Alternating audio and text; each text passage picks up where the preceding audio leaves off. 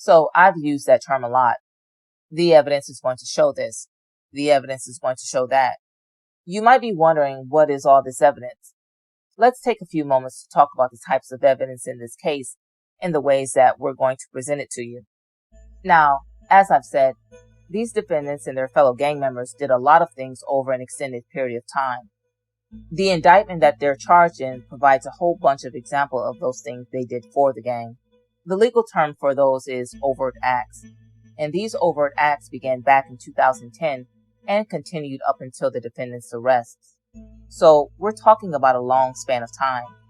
You're not going to hear about the overt acts always in the exact order in which they happen. The timeline is going to jump around a little bit, and you're also going to get different parts of overt acts from different witnesses in order to put it all together. But there's an important point about the overt acts that I want to emphasize. Judge Thrash is going to tell you at the end that we don't need to prove any one of those overt acts in order for you to find these defendants guilty of the main conspiracy charge in this case. So we're going to show you the evidence of these overt acts as illustrations and examples that demonstrate the nature and prove the criminal origin of this gang that they're a part of. So keep that in mind as you hear the evidence. Then I mentioned the overt acts here because a lot of the evidence in the case is going to be in form of exhibits. Exhibits are things like photographs, documents, videos, even physical items like a gun or a bag of drugs. Each one of these exhibits is going to have a number, and those numbers start at 1 and then they go up into the hundreds. But in order to keep it a little more organized, we've indicated on the exhibit number if that exhibit goes with a particular overt act. So let me give you an example. Say that exhibit number 560 is a shell casing that was found at the scene of an overt act 114, a shooting. The full exhibit number for that shell casing is going to be exhibit 560-0A114. So that way, when you go back to deliberate and you've got all these exhibits, you might have an easier time sorting out which one goes with what event. So those are the exhibits. Apart from the exhibit, the evidence in the case is going to take the form of testimony from witnesses. You're going to hear from many witnesses of all different kinds. Some of those are going to be victims, people like Jordan Turner, who will come testify for you about the ways that this gang touched their lives. Many of these witnesses are going to be law enforcement.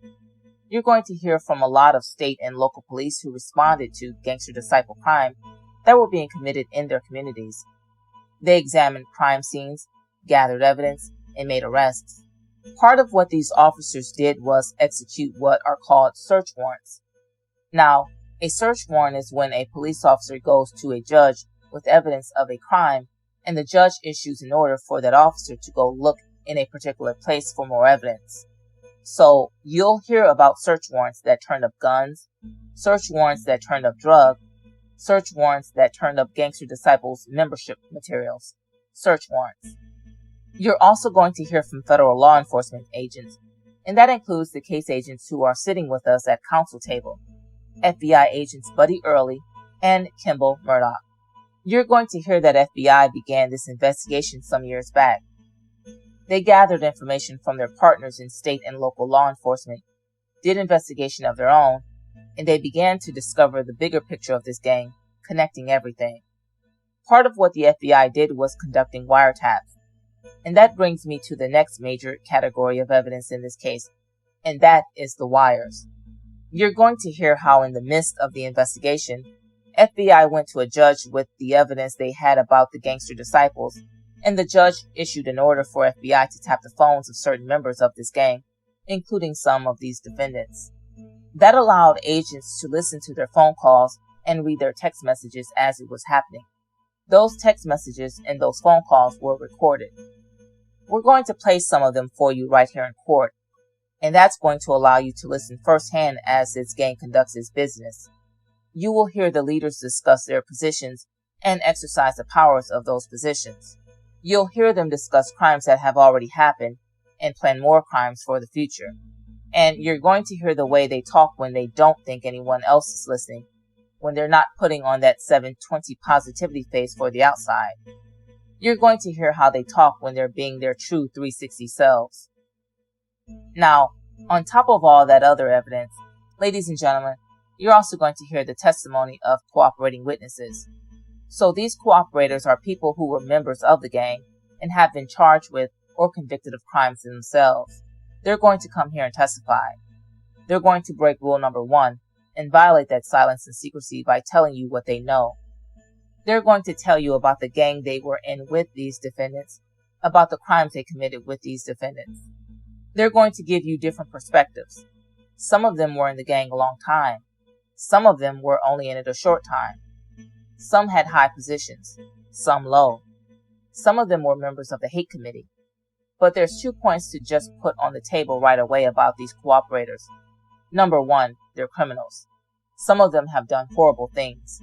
And number 2, they're testifying for you, not out of the goodness of their hearts, but because they hope to get a benefit, usually in the form of a reduced sentence for themselves. But with that said, let me be crystal clear. Your job is not to like these cooperators.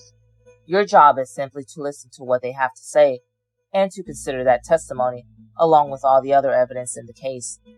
Now, when you do that, I expect that you'll find that the testimony of the cooperators bears out and is consistent with all of that other evidence. The exhibits, the videos, the law enforcement agents, and especially consistent with these defendants' own words that you hear on those wiretaps. Now, all this evidence, some of it's going to be ugly. You're going to see and hear some things that may be difficult to look at and difficult to listen to. You're going to hear about some really painful events from the people who suffer that pain, as well as some of the people who caused that pain. When you listen to the phone calls of these defendants, you're going to hear a lot of profanity. You're going to hear the N-word a lot. You're going to see some photographs of young men with their bodies torn apart by bullets. That's the world of this gang. It's a world they made, and there's no way to sugarcoat it. So we talked about the facts. We've talked about the evidence that's going to prove those facts. I want to end by talking a little bit about the charges in this case. Now, some of the charges are against individual defendants for individual crimes. Donald Glass is charged with the murder of Robert Dixon. Donald Glass is also charged with possessing drugs with the intent to distribute, drugs that police found at his house, along with digital scales. Alonzo Walton is charged with that carjacking I've mentioned earlier. And Ontarius Caldwell is charged with that home invasion robbery that we talked about before. Now, each one of those defendants is also charged with the use of a gun during those crimes. And that doesn't necessarily mean that he had to be holding the gun himself. But those charges mean that the defendant knew that a gun was going to be used to commit this crime that he was part of. Apart from those individual crimes, there's one overarching charge against all of the defendants in this case, and that's count number 1, which charges a crime called Rico Conspiracy. Now, Rico Conspiracy might not be a crime that you've heard too much about before. Judge Thrash, at the end, is going to give you the full instructions about how Rico Conspiracy works. But at the beginning, there's just 3 points I want to make. The first is this. In order for you to find these defendants guilty of Rico Conspiracy, you're going to need to find that there was an enterprise. And the word enterprise is nothing but a fancy legal term for a group of people who come together for a common purpose. For the Gangster Disciples to be an enterprise, it doesn't have to be highly structured. It doesn't need to have rules. It doesn't need to have membership applications, dues, or symbols. Now, as we've talked about, I expect you're going to find that the Gangster Disciples did, in fact, have all of those things. But the point is that none of those things is necessary for you to find that there was an enterprise. The second point about Rico Conspiracy is that you're going to need to find that this enterprise was engaged in what's called Racketeering Activity.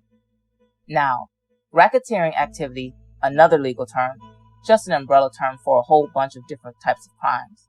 And those include all types of crimes we've already talked about: robbery, extortion, fraud, drugs, and murder. So, as the evidence goes on, you can keep track of what types of crimes this gang was into.